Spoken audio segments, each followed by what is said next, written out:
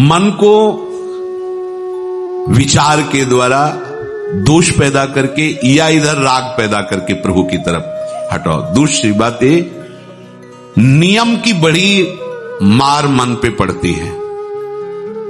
मन को मारने के लिए नियम का बहुत पालन करना जरूरी है। आप अपनी दिनचर्या ऐसी बनाएं, या गुरुजनों से जो पास हुई दिनचर्या, आपके पास प्रातः काल से शयन काल तक 1 मिनट भी खाली नहीं होना चाहिए।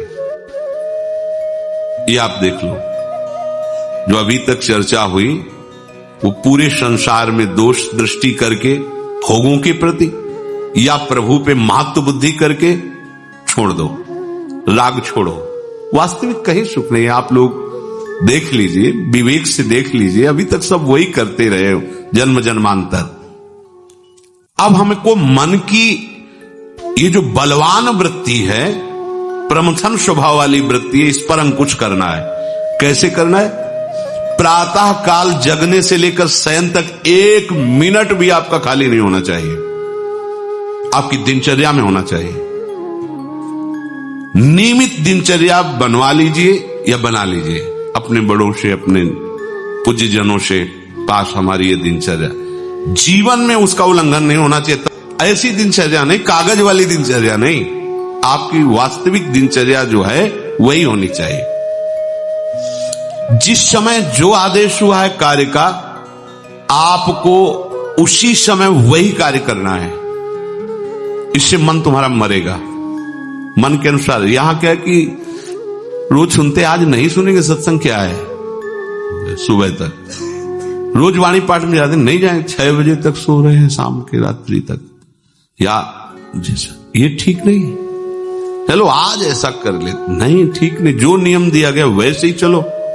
अगर नियम से चलोगे तो उससे लाभ क्या मिलेगा?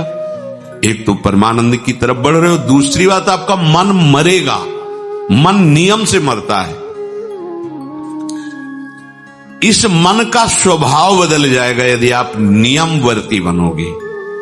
नियमानुवर्तिता से मन आपके अधीन होगा। नियम बनाओ आप।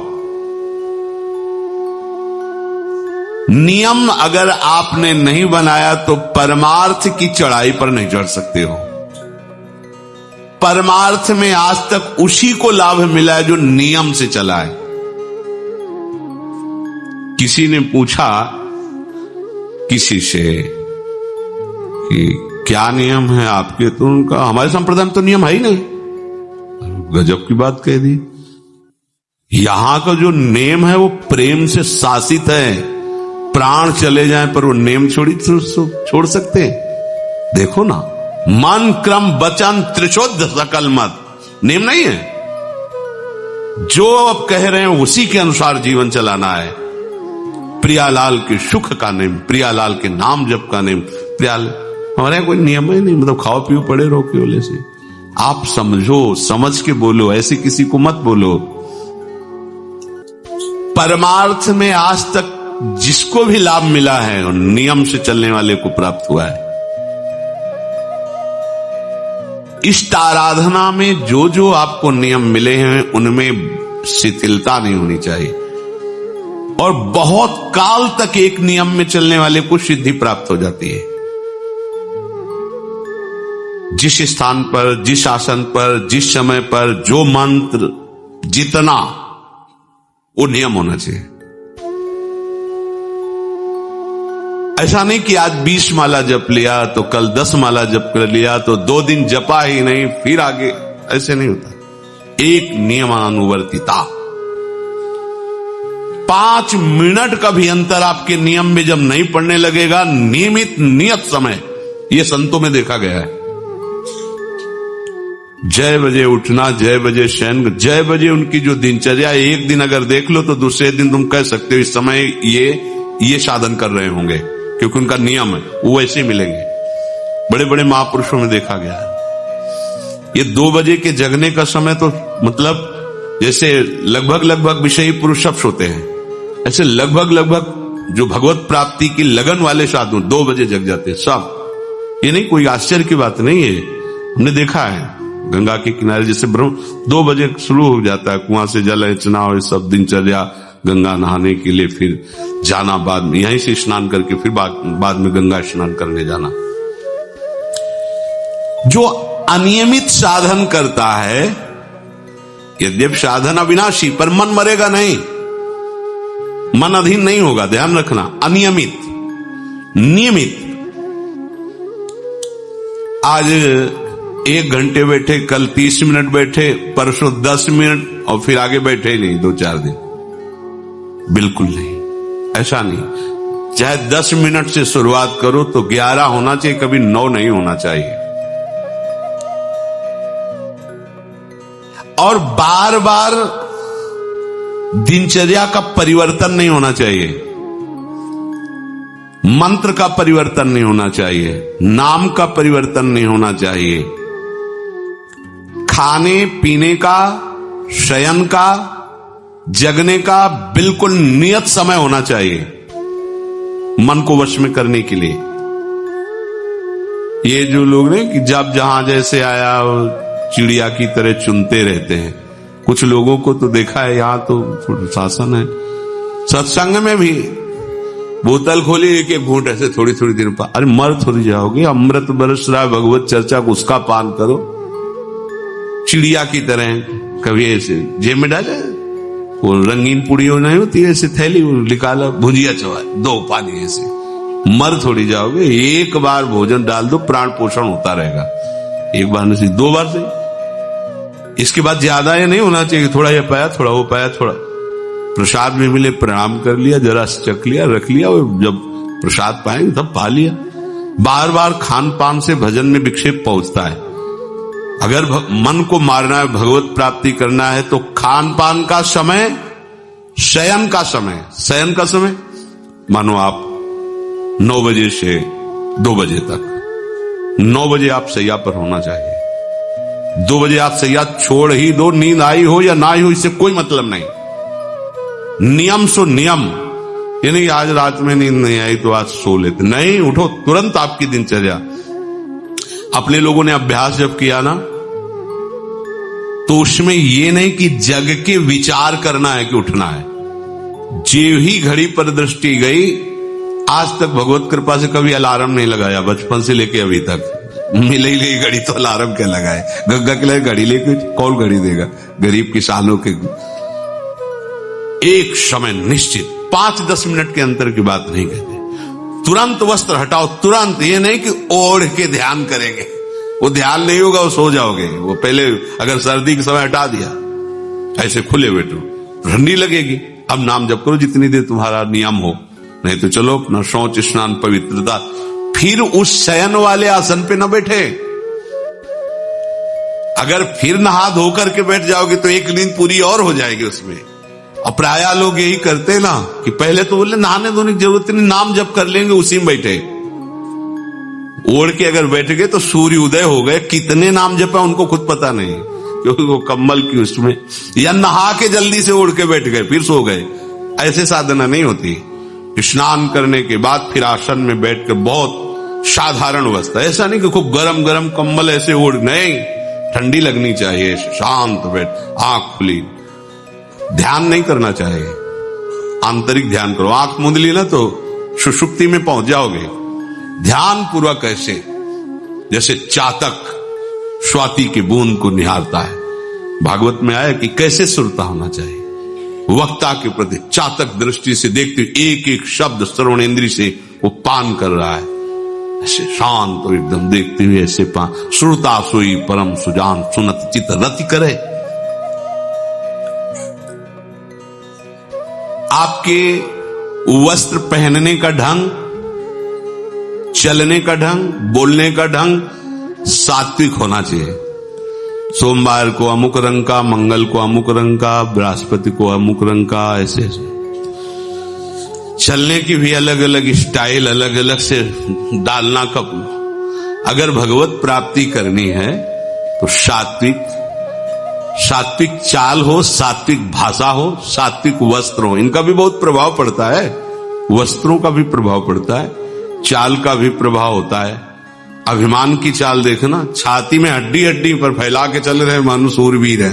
हाँ, जांग में मांस नहीं है, केवल पैंटे ही पैंटे दिखाई दे रहा है। बात ऐसा अभिमान है, ऐसे टांग चला मानो, ये सब नहीं। सात्विक वृत्ति से चलो, सात्विक कपड़े पहनो। ऐसा नहीं कि अब लाल ही पहनना है तो अमुक कंपनी का आना चाहिए, लाल रंग का या पीले रंग का। कितने का स्वेटर? बोले 1,70,000 का है। अपना जीवन सात्विक हो, सात्विक वस्त्र भी वस्त्राभूषण, और हमारा चलना भी सात्विक हो, हमारा बोलना भी सात्विक होना चाहिए।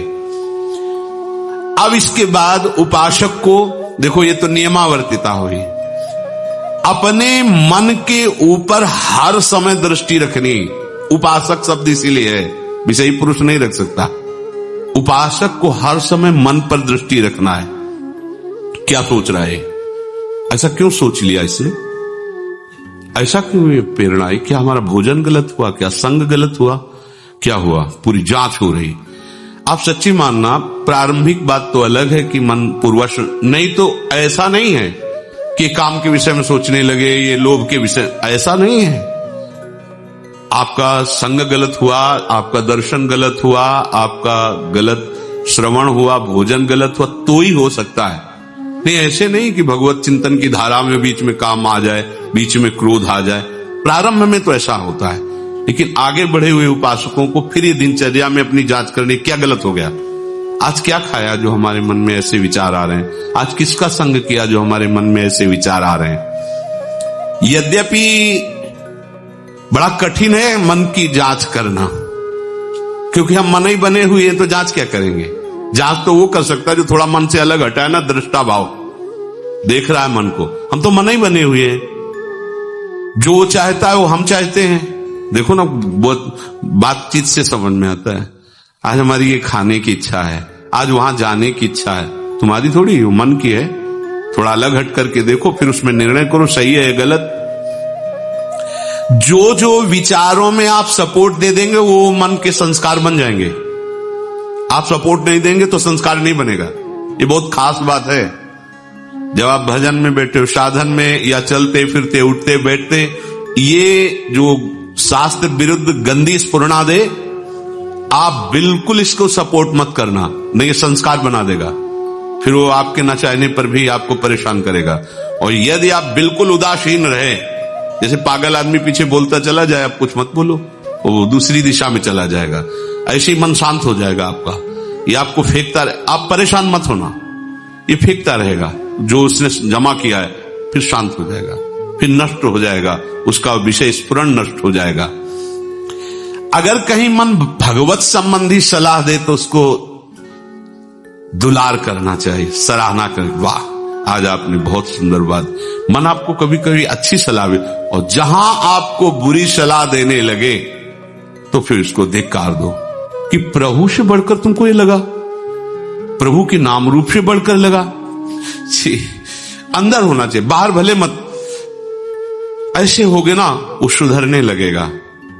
बस ये अच्छे से ध्यान रखो, जब ये गलत प्रेरणा करे तो या तो एकदम उदासीन, और या फिर इसको डांट लगा दो, प्रभु की तरफ चलना है, क्या गंदी बात अंदर। नहीं नहीं, अभ्यास से मन असत कार्यों को छोड़कर भगवत कार्यों में लगने लगेगा। धीरे धीरे जब इसको स्वाद मिलेगा तो पूरा का पूरा ये आपके अधीन होने लगेगा। ऐसा नहीं है कि मन वश में नहीं, मन वश में की वश की बात, मन की ताकत नहीं होती कि विषयों में चला जाए। आप करके तो देखो भजन, नहीं ऐसा होता तो पूरा जीवन बर्बाद हो जाए। फिर वो मन ही वश में नहीं होता, फिर क्या? नहीं, ऐसा नहीं। पूरे जीवन को पढ़ा है। साधु की सबसे बड़ी पढ़ाई मन की होती है, वो मन को पढ़ता है। पूरे जीवन मन को पढ़ा है, उसने देखा है मन, अब क्या परिवर्तन, अब क्या परिवर्तन, अब क्या स्थिति, अब क्या स्थिति। सच्ची मानिए, एक दिन मन मनमोहन बनकर के अनुभव करा देता है। कहीं और अनुभव नहीं होता, इसी में अनुभव होता है। निहाल कर देता है, धन्य धन्य कर देता है। बस इसके असत वासनाओं, असत चेष्टाओं, असत स्फुरणाओं का आप साथ न दें तो ये आपसे अलग हो नहीं सकता, ये भगवदानंद में डुबो देगा। इसे अधिक से अधिक भगवत चर्चा सुनाओ, इसे अधिक से अधिक प्रभु की छवि के दर्शन कराओ। देखो, भरो, मन में भरो, खूब भगवत चर्चा करो। प्रभु की श्री विग्रह, आप जिस कमरे में शयन करते हो उस कमरे में कहीं भी कोई सांसारिकता नहीं होनी चाहिए। परिवार की फोटो या किसी अन्य आकर्षणकारी वैभवशाली की फोटो, ऐसा नहीं, या कोई अपने आराध्य देव गुरुदेव संत भगवान, एक से एक भगवत प्रेमी महात्मा, उनकी संतों की छवि, प्रियालाल की छवि, जिधर दृष्टि जाए भगवत स्मृति में लगा दे। उठते बैठते अपना तो कमरा अंदर से ऐसा ही होना चाहिए, पूरे कमरे में नाम लिख लो, राधा राधा राधा वल्लभ श्री राधा राधा राधा राधा, या लिखी हुई टांग, बहुत आपको लाभ मिलेगा।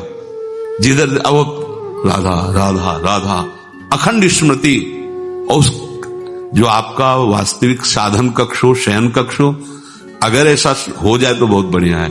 अन्य का प्रवेश ना हो, कोई भी हो, सदगुरुदेव की शिवा, आराध्य देव की शिवा, उसका आप देखना, इसका बहुत बड़ा प्रभाव होता है। कई बार इस बात का अनुभव हुआ कि जैसे बाहर मन विक्षिप्त हो गया किसी बात से, किसी उपासक से, और ये भी एकदम जैसे एकदम बदल गए व्यक्ति, और भजन बड़ी तीव्रता से होने, क्योंकि वहां परमाणु भजन के वो भागवती कक्ष होता है। इसके लिए भाई जी ने भी सावधान किया, अगर ऐसा हो जाए तो, मान लो असुविधा है तो कोई बात नहीं, अगर ऐसा हो जाए कि भगवत मार्ग के पथिक का जो वास स्थल है, जहां वो शयन करता है, बैठता है, उसमें सांसारिक पुरुषों का प्रवेश ना हो। इसलिए हो सकता शब्द लगाएगा, एक ही परिवार में रहते हो, आप ऐसा झगड़ा करोगे कि हमारे कमरे में ना जाए कोई रिश्ते नातेदार या अन्य परिवार के सदस्य, कठिन हो जाएगा। अगर हो सकता हो तो भगवत प्रेमी महात्मा के शिवा, भगवत भजन करने वाले के शिवा प्रवेश न हो, तो आप देखो कि उस कमरे में ऐसी परमाणु आ जाएगी कि आपका मन वहां प्रवेश करते ही भजन में लगने लगेगा, बड़ी शांति का अनुभव होगा। इसे खूब भगवत चर्चा सुनाओ, भगवत चर्चा करो, और भगवत श्री विग्रह के दर्शन कराओ, बड़ा लाभ मिलता है। जैसे आप जहां शयन कर रहे हो, सामने अगर अपने आराध्य देव की छवि हो ना, बार बार बार बार दर्शन का शौक, और कभी कभी तन्मयता एकाग्रता करते हुए अगर शयन कर जाओ तो स्वप्न में वही छवि के दर्शन करते हुए पाया जाता है। एकाग्रता का बड़ा महत्व है। अगर आप नाम में एकाग्र करके सो जाओ तो आप देखो जगते समय आपकी वही नाम चलता मिलेगा। मन के कहने में कभी अपने आप को मत फंसाओ। मन लोभी, मन लालची, मन चंचल, मन चोर, मन के मत चलिए नहीं, ये पल पल में कुछ और, ये भटकाता रहता है। जब तक ये प्रभु की तरफ आपको प्रेरित ना करे तब तक इसको अपना दुश्मन मानकर इसका विरोध ही करते रहिएगा। मन का जैसे अपने दुश्मन के प्रत्येक कार्य पर निगरानी करने वाला दुश्मन के प्रहार से बच जाता है, क्योंकि हर क्षण वो सावधान रहता है, वैसे ही जो उपासक मन पर नजर रखकर इसे दुश्मन के भाव से देखता है वो सावधान रहता है और मन के प्रहार से बच जाता है। जहां कहीं ये उल्टा आपको ले जाने के लिए करे, बस इसकी सुनना नहीं, बिल्कुल इसके विरोध में हो जाना। ये बड़ा बलवान है पर तुमसे बड़ा नहीं, ध्यान रखना, ये तुम ही से बलवान है, तुम ही से खा पी के तुम्ही को पटकेगा अगर इसके अनुकूल रहे। और अगर आप अपने, तो ये इसकी ताकत नहीं आपको गिरा दे, क्योंकि बिना सपोर्ट के आपके कुछ नहीं कर सकता। पक्का आप सपोर्ट मत कीजिए, ये आपका कुछ नहीं बिगाड़ेगा, पर इसका स्वभाव है कि एक क्षण में अपने अनुकूल कर लेना। जहां दिखाया हम आपको ऐसा सुख प्रदान करेंगे, जल रहे हो ना, अभी आनंदित हो जाओगे तो आप दस्तखत कर दोगे, जी बस वो ले गया। आपके दस्तखत के बिना कुछ नहीं कर सकता। कई बार इससे उपासक को हारना होगा, क्योंकि बताया नहीं वो दस्तखत करवा लेगा, पर तुम साहस मत छोड़ना इसके परास्त करने का। सैकड़ों बार ये हराता है। सच्चा उपासक वही है कि गिर करके, हार करके भी उसको हराने का उत्साह न छोड़े। ये हरा देता है, बहुत बार हरा देता है, क्योंकि पूर्वाभ्यासी बहुत दांव पेच जानता है। हमको अपने अधीन किए रहता, कई बार तो ऐसे ढंग से हराता है कि समझे नहीं आता कि मुझे हरा रहा था क्या। जब हार गए तब लगता है हाँ हार तो गए, इसका मतलब हमको हरा रहा था। हिम्मत मत हारना, जीत तुम्हारी होगी, क्योंकि तुम प्रभु के सीधे अंश हो और ये तुम्हारी ताकत से बलवान हो रहा है। दृढ़ता से लड़ो तो दिन दिन तुम्हारा बल बढ़ेगा और मन का बल घटेगा, और यदि इसका सपोर्ट करते रहोगे तो इसका बल बढ़ेगा, तुम्हारा घटेगा। तुम इस पर जिस दिन विजयी हो गए तो ये मन न रहकर श्री कृष्ण हो जाएगा। पर ध्यान रखना, ये बहुत चतुर है, ये कभी डरवाएगा तुमको फिर अपने अधीन करेगा। ऐसा ही होता है, कभी फुसलाएगा, कभी लालच देगा, कभी बड़े सुख का प्रलोभन देगा, परंतु तुम इसके धोखे में मत आना। भूल कर इसका विश्वास न करना। अपनी हिम्मत टूटने न पावे, लड़ने में कमी न होने पावे, इससे लड़ाई लड़ी। यहां हम मन से तो लड़ते नहीं, बाहर झगड़ा करते घूम रहे। इससे लड़ो, ये बेईमान जो हमको परास्त कर रहा है।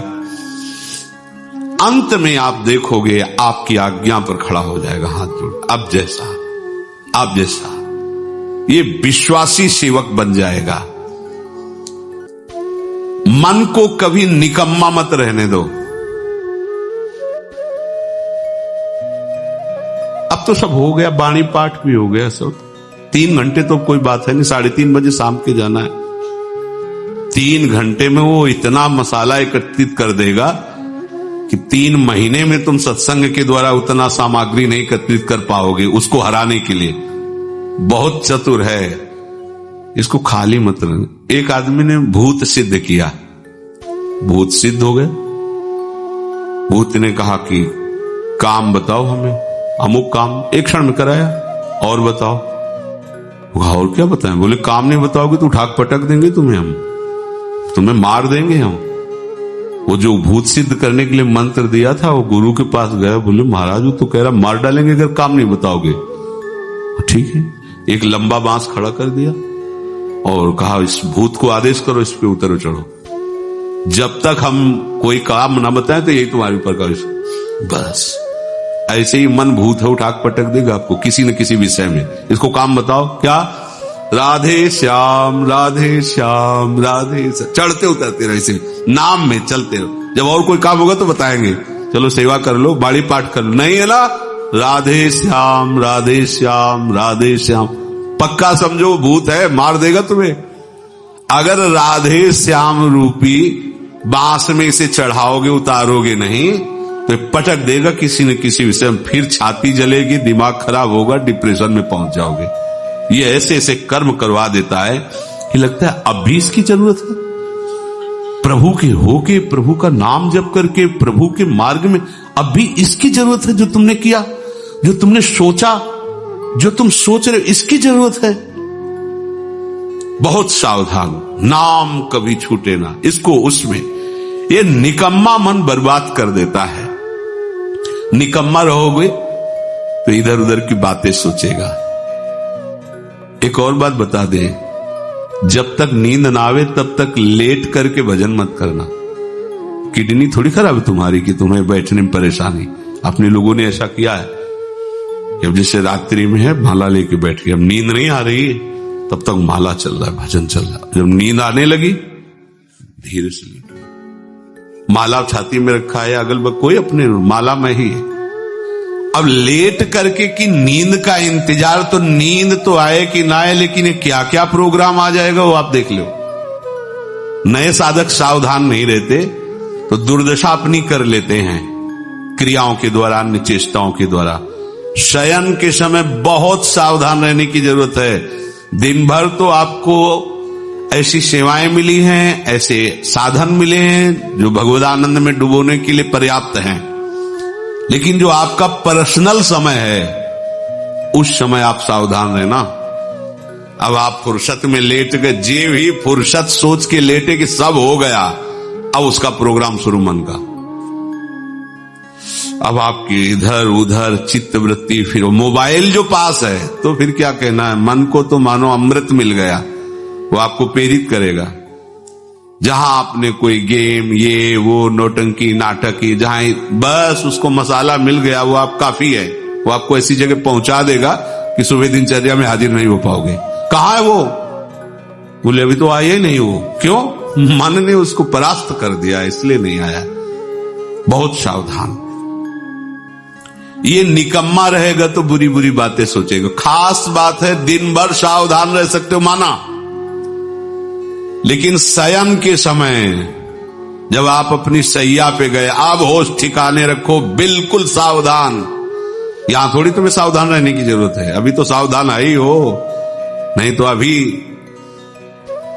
खड़े हो, तुम्हारे पितर तक तृप्त हो जाएंगे अभी है। लेकिन कमरे में सिटकिनी बंद, आप शयन के लिए गए, आप होश में, यही होश खो जाते हैं। ध्यान रखना, मन आपसे ऐसी चेष्टाएं कराएगा, क्रियाएं कराएगा, ऐसा दर्शन कराएगा, ऐसा सोचवाएगा, पूरे दिन की साधना को मटिया पलेट कर देगा, पोछा लगा देगा। हमारी प्रार्थना मान लेना, जब तक नींद ना आवे तब तक सोने के लिए आप लेटना नहीं। यदि जवान साधक हो, माला हाथ में, ऐसे दोनों हाथ कब्जे में है, जवान से नाम या मंत्र अंदर। अब थक गए, सो गए तो ऐसे सो जाओ, आपकी शैया परम पवित्र है। और अगर घंटा 2 घंटा इंतजार नींद का तो पक्का वो भ्रष्ट करा के रखेगा, पक्का। हमारी बात लिख लो। सावधान, शयन के समय हर उपासक सावधान। उस समय विशेष आवश्यकता आपको भजन की है, क्योंकि वो एकांत है और आपके ऊपर उस समय मन को हावी होने का अवसर मिल गया। इसलिए सावधान, सत्संग को सुना जाए, मनन किया जाए और आचरण में उतारा जाए, और इस भूत को हर समय नाम रूपी बांस पे चढ़ाते उतारे। राधे श्याम, राधा वल्लभ श्री हरिवंश, राधा वल्लभ श्री हरि।